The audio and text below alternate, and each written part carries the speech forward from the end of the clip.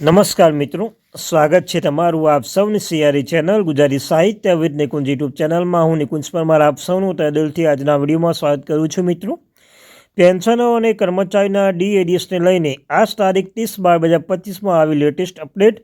જો તમે પેન્શનધારક છો, સરકારી કર્મચારી છો, તમારા માટે આજનો આ વિડીયો ઉપયોગી બનશે. મિત્રો, વિડીયો શરૂ કરતા ચેનલમાં નવા છો, ચેનલ સબસ્ક્રાઈબ કરી લો. તમને અમારા ચેનલ પર સરકારી કર્મચારી, નિવૃત્ત કર્મચારી, પેન્શનધારક બાબતે પગાર, પેન્શન, ડીએડીઆર, એચઆરએ અને કોઈ પણ અપડેટ આવે, હરેક અપડેટ આપણી ચેનલમાં પ્રોવાઈડ કરવામાં આવશે.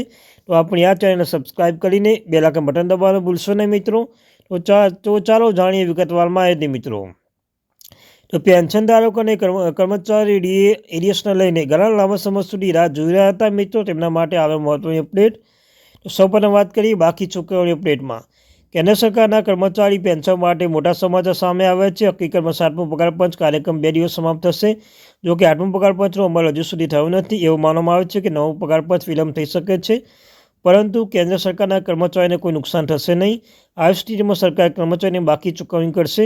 તો ચાલો નીચે આપેલા સમાચાર જાણીએ કે કર્મચારીને કેટલી બાકી ચૂકવણી મળશે. મિત્રો, અપડેટમાં ભાજપ પણ 2 કરોડથી વધુ કેન્દ્રીય કર્મચારી અને પેન્શનને 8મો પગાર પંચ અમલીકરણ માટે લાંબા સમયની રાહ જોઈ રહ્યા છે.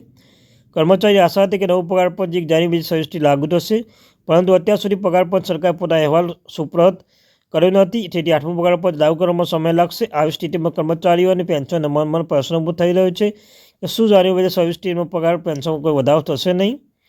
8મો પગાર પંચ લાગુ થવામાં ગમે તેટલો સમય લાગશે. 1 જાન્યુઆરી 2026થી અમલમાં આવશે. જો પગાર પંચ મોડું લાગુ થશે તો કેન્દ્ર સરકારના કર્મચારી અને પેન્શન બાકી રકમ મળશે. સરકાર કર્મચારી બાકી રકમ અને પગાર અને પેન્શન વધારો અંગે ચર્ચામાં તેજ બની છે. મિત્રો, 7મા પગાર પંચ કાર્યક્રમ 2 દિવસમાં સમાપ્ત થઈ રહ્યો છે. તમે મિત્રો એ નોંધવું જોઈએ કે સરકાર કર્મચારી પગાર માળખા સુધાર કરવા માટે 10 9મું પગાર પંચ સ્થાપિત કરે છે.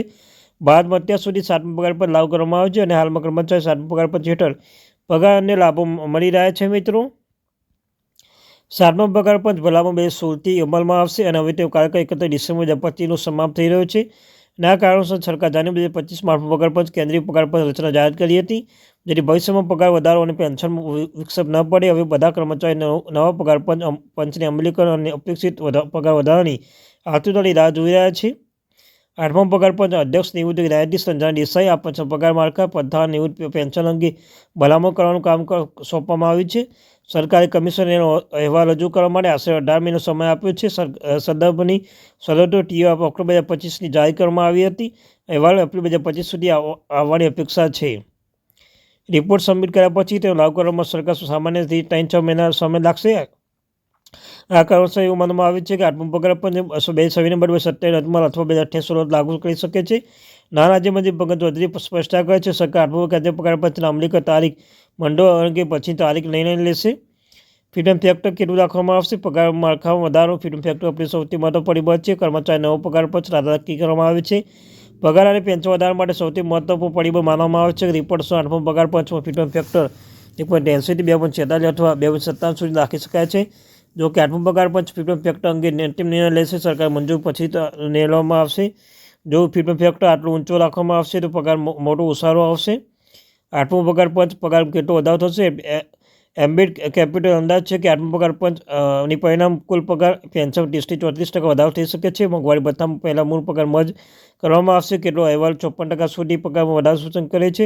જો કે આટલો નોંધપાત્ર વધારો અસંભવિત માનવામાં આવે છે. મિત્રો, જો ફ્રીડમ ફેક્ટર 1.80 હોય તો કર્મચારી વર્તમાન બેઝિક પગાર 18,000 છે. તેમનો નવો બેઝિક પગાર લગભગ 32,940 હોઈ શકે છે. દરમિયાન જો 20 ફ્રીડમ ફેક્ટર 246 હોય તો પગાર વધીને 44,280 પ્રતિ માસ થશે.